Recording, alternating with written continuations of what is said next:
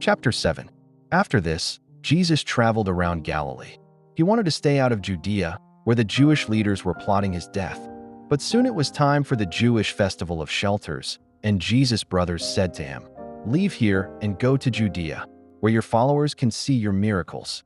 You can't become famous if you hide like this. If you can do such wonderful things, show yourself to the world." For even his brothers didn't believe in him. Jesus replied, "Now is not the right time for me to go, but you can go anytime. The world can't hate you, but it does hate me because I accuse it of doing evil. You go on. I'm not going to this festival because my time has not yet come." After saying these things, Jesus remained in Galilee. But after his brothers left for the festival, Jesus also went, though secretly, staying out of public view. The Jewish leaders tried to find him at the festival and kept asking if anyone had seen him. There was a lot of grumbling about him among the crowds. Some argued, "He's a good man," but others said, "He's nothing but a fraud who deceives the people." But no one had the courage to speak favorably about him in public, for they were afraid of getting in trouble with the Jewish leaders. Then, midway through the festival, Jesus went up to the temple and began to teach. The people were surprised when they heard him. "How does he know so much when he hasn't been trained?" they asked. So Jesus told them, "My message is not my own. It comes from God who sent me. Anyone who wants to do the will of God will know whether my teaching is from God or is merely my own. Those who speak for themselves want glory only for themselves, but a person who seeks to honor the one who sent him speaks truth, not lies.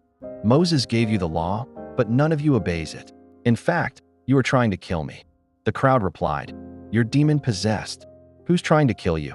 Jesus replied, "I did one miracle on the Sabbath, and you were amazed. But you work on the Sabbath too, when you obey Moses' law of circumcision. Actually, this tradition of circumcision began with the patriarchs, long before the law of Moses.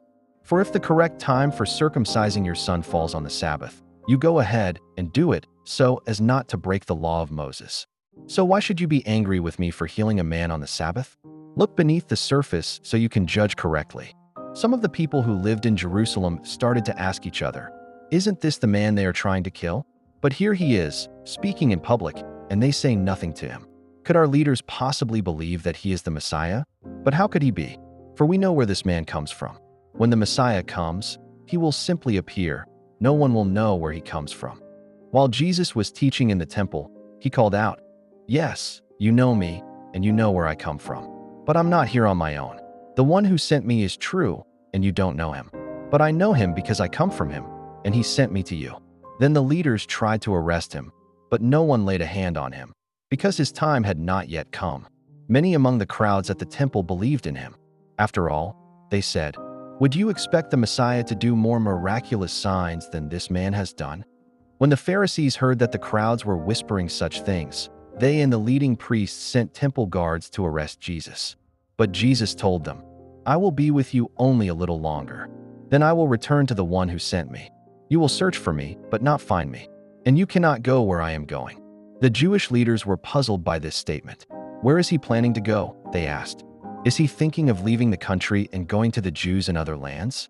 Maybe he will even teach the Greeks. What does he mean when he says, 'You will search for me, but not find me, and you cannot go where I am going'?" On the last day, the climax of the festival, Jesus stood and shouted to the crowds, "Anyone who is thirsty may come to me. Anyone who believes in me may come and drink. For the scriptures declare, rivers of living water will flow from his heart." When he said living water, he was speaking of the Spirit, who would be given to everyone believing in him. But the Spirit had not yet been given, because Jesus had not yet entered into his glory. When the crowds heard him say this, some of them declared, "Surely this man is the prophet we've been expecting." Others said, "He is the Messiah." Still others said, "But he can't be. Will the Messiah come from Galilee? For the scriptures clearly state that the Messiah will be born of the royal line of David, in Bethlehem, the village where King David was born." So the crowd was divided about him. Some even wanted him arrested, but no one laid a hand on him. When the temple guards returned without having arrested Jesus, the leading priests and Pharisees demanded, "Why didn't you bring him in? We have never heard anyone speak like this." The guards responded, "Have you been led astray too?" The Pharisees mocked, "Is there a single one of us rulers or Pharisees who believes in him? This foolish crowd follows him, but they are ignorant of the law.